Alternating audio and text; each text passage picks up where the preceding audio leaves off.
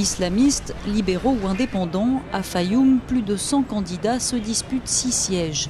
Dans les rues de cette ville, à 130 km au sud du Caire, banderoles et affiches de campagne sont partout. Mais elles sont le seul signe visible de la campagne qui se termine. Pas de militants, pas de tracts. Ici, on sait déjà pour qui on va voter et pourquoi.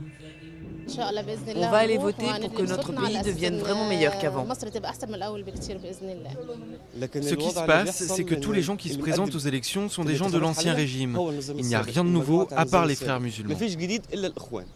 Tolérée mais marginalisée sur la scène politique, car illégale sous le régime de Moubarak, la confrérie islamiste a toujours été présente sur le terrain.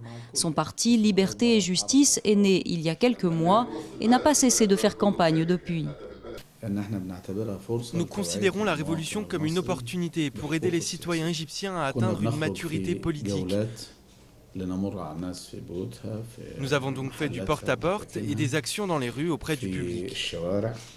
Encore plus réprimés sous l'ancien régime, les salafistes, une autre force politique qui pourrait émerger de ces élections. À Fayoum, ville conservatrice, ils seront les principaux adversaires des frères musulmans. Selon un récent sondage, la confrérie islamiste bénéficierait du soutien de 35% des Égyptiens.